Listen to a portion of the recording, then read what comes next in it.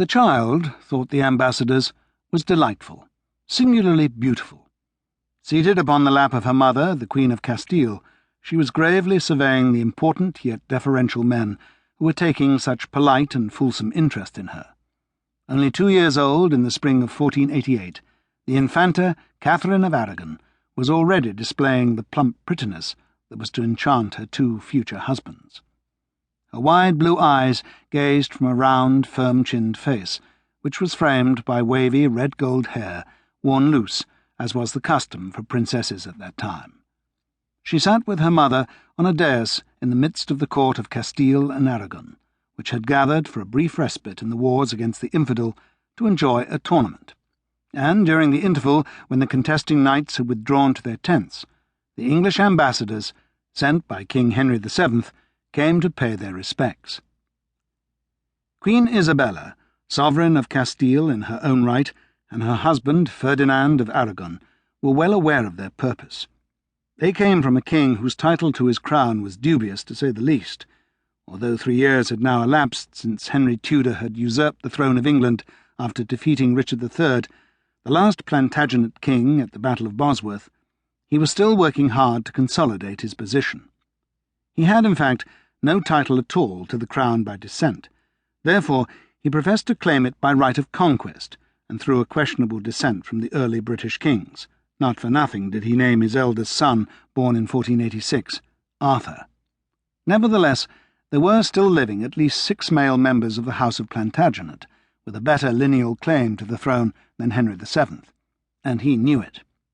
Ferdinand and Isabella knew it too, and they were sensible of the fact that a marriage alliance between England and one of the great European powers would imply recognition of Henry VII's title and immeasurably strengthen his position both in his own kingdom and in the eyes of the world at large. There were at that time 2 major powers in Europe, France and Spain. English distrust of the French, engendered by nearly 200 years of war, forced Henry VII to consider a more congenial alliance for his son with Spain, then a new political entity.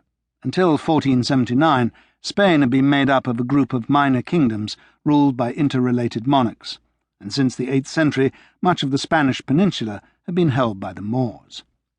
Slowly, the Christian rulers had reclaimed the land. The reconquest had been going on for centuries, an internal crusade that absorbed Spanish energies and kept her to a large extent out of European politics. This long struggle against the Moors was in fact the greatest source of a sense of national identity, and the biggest single unifying factor, more so even than the marriage between Ferdinand of Aragon and Isabella of Castile that brought the Spanish kingdoms together under a single monarchy. No Spanish rulers were more zealous in eliminating the Moors than Ferdinand and Isabella, and by 1488 only the Moorish kingdom of Granada remained unconquered by the Christians. The sovereigns were rulers of the rest of the Iberian Peninsula, save for the kingdom of Portugal, and it would only be a matter of time before Granada too came under their dominion. Spain was therefore taking its place as a major European power. Ferdinand and Isabella represented everything that seemed desirable to Henry VII. They were the descendants of ancient monarchies. Their position was strong, and their reputation glorious. If they could be persuaded to agree to a marriage alliance between Prince Arthur and one of their 4 daughters, then the Tudor dynasty would be far more secure than hitherto. Moreover, Spain and France were hereditary enemies, and therefore a joint pact between England and Spain would benefit both sides. The Spanish sovereigns were well aware of the potential advantages to themselves of such an alliance, but they were in no hurry to make a commitment. Ferdinand was as wily a politician as Henry Tudor, and was not prepared to sign any treaties until he could be sure that the English king was firmly established on his throne.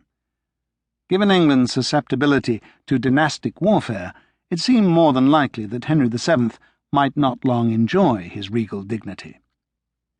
There was, however, something that Ferdinand desired very much, and that was military assistance against the French. In March 1488, the Spanish ambassador at the English court was Dr. Rodrigo de Prebble, an unscrupulous diplomat of Jewish origins. Ferdinand had instructed him to offer Henry an infanta for his son in return for an undertaking on Henry's part to declare war on France.